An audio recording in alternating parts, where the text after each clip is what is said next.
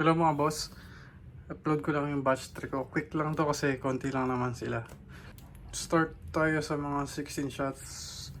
So far, tatlo pa lang yung 16 shots ko. No?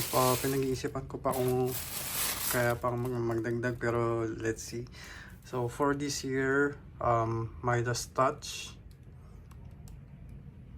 Code of Bushido, tsaka Eye of Osiris. Ayun.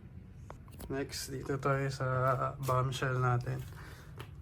Dalawang blooming flowers, pati pare sila na effect. Ito ay Golden Crown Brocade. Ayun, dalawa lang kasi pag tatlo, ano na siya, triple shooter na siya. Meron ako nung isa nung sa batch 1, so dalawa na lang. Kaya yan. Next, dito tayo sa fun shape natin na Dragon's Architect Thunder, 50 shots. Ayun. And then ang pang finale ko for this year itong dito na lang, Age of Aquarius na 90 shots. Laki pala ng box nito, no? Tingnan mo pag kinumpare ko siya dito sa Arctic Thunder. Ayun, malaki siya. So, yun lang muna mga boss for batch 3.